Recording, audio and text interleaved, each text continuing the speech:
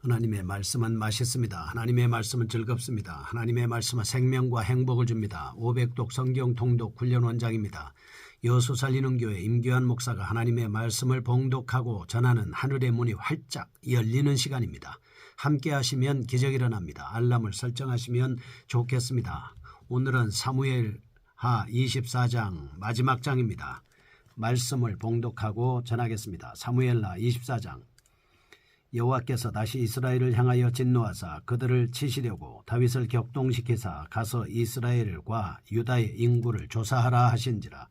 이에 왕이 그 곁에 있는 군사령관 요압에게 이르되 너는 이스라엘 모든 지파 가운데로 다니며 이제 단에서부터 부엘세바까지 인구를 조사하여 백성의 수를 내게 보고하라 하니, 요압이 왕께 아뢰되 이 백성이 얼마든지 왕의 하나님 여호와께서 100배나 더하게 하사 내 주 왕의 눈으로 보게 하시기를 원하나이다. 그런데 내 주 왕은 어찌하여 이런 일을 기뻐하시나이까 하되, 왕의 명령이 요압과 군대 사령관들을 재촉한지라. 요압과 사령관들이 이스라엘 인구를 조사하려고 왕 앞에서 물러나 요단을 건너 갓 골짜기 가운데 성읍 아로엘 오른쪽 곧 야셀 맞은 쪽에 이르러 장막을 치고 길르앗에 이르고 닷딤 후시 땅에 이르고 또 다나얀에 이르러서는 시돈으로 돌아 두로 견고한 성에 이르고 히위 사람과 가나안 사람의 모든 성읍에 이르고 유다 남쪽으로 나와 부엘세바에 이르니라. 그들 무리가 국내를 두루 돌아 9달 20날 만에 예루살렘에 이르러 요압이 백성의 수를 왕께 보고하니 곧 이스라엘에서 칼을 빼는 담대한 자가 80만 명이요 유다 사람이 50만 명이었더라. 다윗이 백성을 조사한 후에 그의 마음에 자책하고 다윗이 여호와께 아뢰되 내가 이 일을 행함으로 큰 죄를 범하였나이다. 여호와여 이제 간구하옵나니 종의 죄를 사하여 주옵소서. 내가 심히 미련하게 행하였나이다 하니라. 다윗이 아침에 일어날 때에 여호와의 말씀이 다윗의 선견자 된 선지자 가세게 임하여 이르시되 가서 다윗에게 말하기를 여호와께서 이같이 말씀하시기를 내가 내게 3가지를 보이노니 너를 위하여 너는 그 중에서 하나를 택하라. 내가 그것을 내게 행하리라 하셨다 하라 하시니, 가시 다윗에게 이르러 아뢰어 이르되 왕의 땅에 7년 기근이 있을 것이니이까 혹은 왕이 왕의 원수에게 쫓겨 10달 동안 그들 앞에서 도망하실 것이니이까 혹은 왕의 땅에 사흘 동안 전염병이 있을 것이니이까 왕은 생각하여 보고 나를 보내신 이에게 무엇을 대답하게 하소서 하는지라. 다윗이 가드에게 이르되 내가 고통 중에 있도다. 청하건대 여호와께서는 긍휼이 크시니 우리가 여호와의 손에 빠지고 내가 사람의 손에 빠지지 아니하기를 원하노라 하는지라. 이에 여호와께서 그 아침부터 정하신 때까지 전염병을 이스라엘에게 내리시니 단에서부터 부엘세바까지 백성의 죽은 자가 7만 명이라. 천사가 예루살렘을 향하여 그의 손을 들어 멸하려 하더니 여호와께서 이 재앙 내리심을 뉘우치사 백성을 멸하는 천사에게 이르시되 족하다. 이제는 내 손을 거두라 하시니 여호와의 사자가 여부스 사람 아라우나의 타작마당 곁에 있는지라. 다윗이 백성을 치는 천사를 보고 곧 여호와께 아뢰어 이르되 나는 범죄하였고 악을 행하였거니와 이 양무리는 무엇을 행하였나이까. 청하건대 주의 손으로 나와 내 아버지의 집을 치소서 하니라. 이날에 가시 다윗에게 이르러 그에게 아뢰되 올라가서 여부스 사람 아라우나의 타작마당에서 여호와를 위하여 제단을 쌓으소서 하며, 다윗이 여호와께서 명령하신 바 가세 말대로 올라가니라. 아라우나가 바라보다가 왕과 그의 부하들이 자기를 향하여 건너옴을 보고 나가서 왕 앞에서 얼굴을 땅에 대고 절하며 이르되 어찌하여 내 주 왕께서 종에게 임하시나이까 하니, 다윗이 이르되 내게서 타작마당을 사서 여호와께 제단을 쌓아 백성에게 내리는 재앙을 그치게 하려 함이라 하는지라. 아라우나가 다윗에게 아뢰되 원하건대 내 주 왕은 좋게 여기시는 대로 취하여 드리소서. 번제에 대하여는 소가 있고 뗄나무에 대하여는 마당질하는 도구와 소의 멍에가 있나이다. 왕이 아라우나가 이것을 다 왕께 드리나이다 하고 또 왕께 아뢰되 왕의 하나님 여호와께서 왕을 기쁘게 받으시기를 원하나이다. 왕이 아라우나에게 이르되 그렇지 아니하다. 내가 값을 주고 내게서 살이라. 값 없이는 내 하나님 여호와께 번제를 드리지 아니하리라 하고 다윗이 은 50세겔로 타작마당과 소를 사고 그곳에서 여호와를 위하여 제단을 쌓고 번제와 화목제를 드렸더니 이에 여호와께서 그 땅을 위한 기도를 들으시매 이스라엘에게 내리는 재앙이 그쳤더라. 사무엘라 24장 말씀입니다. 인구조사입니다. 다윗의 생애의 두 번째 큰 범죄를 기록하는 장면입니다. 1절에서 9절은 다윗이 요압과 신하들의 반대에도 불구하고 인구조사를 합니다. 10절에서 17절은 다윗의 범죄에 대한 징계로서 하나님께서 전염병을 내립니다. 18절에서 25절은 하나님의 지시에 따라 다윗이 아라우나의 타작마당에서 제사를 드립니다. 이런 본장에서 우리는 인간은 별 수 없는 존재다. 그 존재는 오직 하나님의 은혜로만 구원받을 수 있다는 귀한 진리를 발견할 수 있습니다. 적이 초기에 미미한 군사력으로 주변 나라들의 대군을 격파하고 나서 하나님께서는 자신의 승리이시며 방패이시며 요새이시며 등불이라고 겸손해 하던 다윗이 24장에서는 정반대로 하나님보다 눈에 보이는 인간들의 힘을 더욱 의지하고 있는 것입니다. 이러한 그의 태도는 분명 하나님의 뜻에서 벗어난 것입니다. 즉 하나님께서는 하나님의 영광과 백성들의 평화를 위해 다윗을 목자에서 일약 신정국가의 왕으로 높이셨는데 그는 이 순간 이를 망각하고 자기의 영화를 구하였던 겁니다. 다시 말해서 다윗은 이 세상에 있는 자기의 권세와 세력을 확인하고자 인구조사를 실시했던 것입니다. 우리는 여기서 적나라한 인간의 부패를 볼 수 있습니다.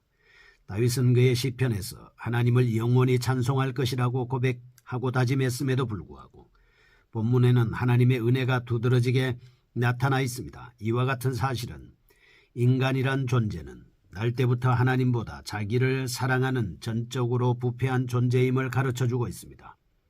이러한 영적인 진리에는 예외가 없는 것입니다. 본문에는 하나님의 은혜가 두드러지게 나타나 있습니다. 하나님은 다윗의 범죄에 부응하사 3일 동안의 전염병을 작정하셨습니다. 다윗이 회개 기도와 성심으로 드리는 제사를 받으시고 그의 뜻을 돌이키셨던 겁니다.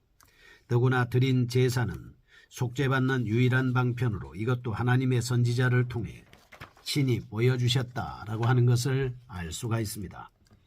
첫 번째, 1절에서 9절 다윗의 인구조사입니다. 1절은 인구조사를 실시하려는 다윗의 악한 의도를 허용하시는 하나님입니다. 2절에서 4절은 요압과 신하들이 강한 반대를 뿌리치고 인구조사의 강행을 명령하는 다윗입니다. 5절에서 9절은 전국을 돌아다니며 인구조사를 실시하는 요압으로 구성되어 있습니다.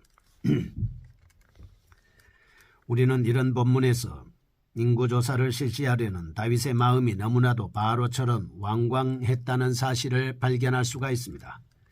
다윗이 인구조사하라고 하는 명령은 하나님뿐만이 아니라 그를 아끼는 신하들까지도 당혹하게 만들 정도였습니다.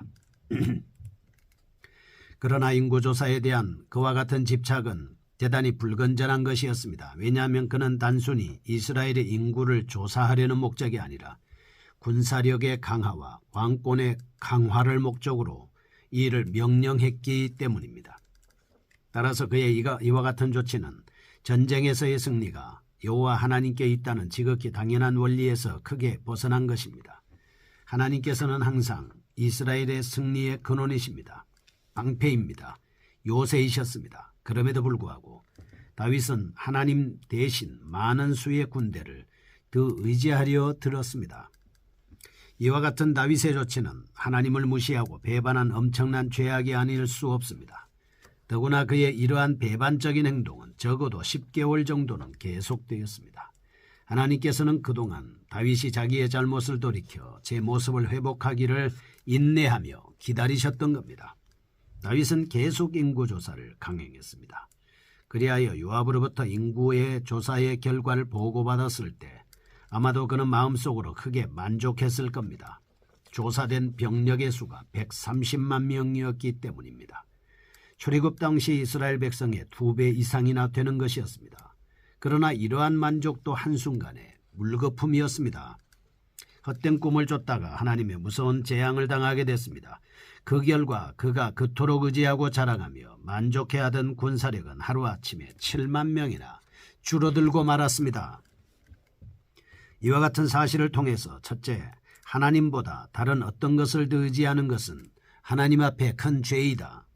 두 번째, 인간이 하나님 외에 인간의 힘이나 지혜나 기술이나 돈이나 능력을 의지한다면 하나님은 그 모든 것을 빼앗아 가신다는 진리를 우리는 발견할 수 있습니다. 10절에서 17절입니다. 10절은 다윗이 자기의 죄를 회개합니다. 11절에서 13절, 선지자 갓을 통해서 세 가지 재앙 중 한 가지를 선택하라고 말씀하시는 하나님이십니다. 14절에서 17절은 다윗의 회개 기도를 들으시고 재앙의 기간을 단축시키고 있습니다. 우선 13절을 보면 다윗은 인구조사를 한 그 죄에 따라 세 가지 재앙 중 반드시 하나를 선택해야 하는 곤욕을 치르고 있습니다. 15절에서 16절은 그는 하나님의 천사가 직접 백성들을 징벌하는 끔찍한 광경을 목격하였습니다. 다윗은 이러한 공경에 처하게 했던 인구조사는 어찌 보면 살인이나 간음에 비해 아무것도 아닌 것으로 생각할 수 있습니다. 사실 이러한 인구조사는 다른 열방들 가운데서 군사력의 강화를 위해 많이 실시하는 것이었습니다. 인간적인 눈으로 볼 때 다윗의 이번 조치는 매우 잘한 것일 수도 있습니다. 그러나 하나님의 안목으로 볼 때는 이러한 다윗의 행위는 그 어느 죄보다도 큰 죄였습니다. 왜냐하면 그의 행위는 하나님을 대적하였음은 물론이려니와 의도적이고 완강한 범죄였기 때문입니다. 이렇듯 인간이 보기에 잘한 것 같으나 하나님께서 보시기에는 큰 죄가 되는 일이 종종 있습니다. 우리는 여기서 인간의 판단과 하나님의 판단은 근본적으로 다르다는 사실을 발견할 수가 있습니다. 본문이 보여주고 있는 진리는 죄의 삭선, 사망이라는 사실입니다. 하나님께서는 이번의 일로 15절에서 7만 명의 생명을 거두어 가셨습니다. 만일 하나님의 자비가 아니었다면 예루살렘의 온 거민이 몰살당할 뻔했습니다. 아무튼 하나님께서는 이번 일을 계기로 해서 지난번 압살롬의 난과 세바의 난에 동참하여 하나님께서 세우신 왕을 대적한 무리들을 처형할 수 있으셨을 겁니다. 이처럼 하나님께서는 거룩한 신정국가 내에 도치에 취하고 도사리고 있는 이 모든 죄악들을 결코 간과하지 않는다는 사실입니다. 이런 사실을 통해서 첫째, 이 세상의 모든 일은 반드시 선악간에 하나님의 심판을 받는다. 둘째, 하나님께서는 체질하듯이 선한 자와 악한 자를 구별해 내신다는 사실을 발견할 수가 있습니다.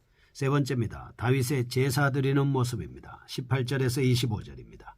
18절과 19절은 다윗이 아라우나의 타작마당에서 제사를 드리라는 하나님의 명령을 듣습니다. 20에서 23절은 다윗과 대면하여 제사에 필요한 모든 것을 공급하겠다고 말씀하고 있습니다. 24절에서 25절은 아라우나의 소유를 사서 하나님께 제사를 드리는 장면입니다. 이러한 본문에서 우리는 오직 하나뿐인 구원이 길을 발견할 수가 있습니다. 하나님께서는 작정하신 재앙을 완전히 그치게 하는 방안으로 18절에서 아라우나 타작마당에서 제사를 드리라고 명령하신 겁니다. 이는 죄인을 구원하시는 하나님의 은혜의 방편이었습니다. 만일 이 방안을 하나님께서 마련해 주시지 않았다면 예루살렘은 완전히 멸망당하고 말았을 겁니다. 더욱이 우리는 하나님께서 제사의 장소로 지시하신 아라우나의 타작마당은 이후에 솔로몬의 성전터가 됐습니다. 신약 시대에는 그리스도의 십자가가 이 부근에 세워졌다는 점을 우리는 기억해야 합니다. 이 같은 역사적인 사실을 통해서 우리는 첫째, 인간이 구원받을 수 있는 길은 오직 한 길, 곧 피 흘림이 있는 제사입니다. 둘째, 이는 곧 신약 시대에 있어서 그리스도의 희생제사를 예표하는 것임을 알 수 있습니다.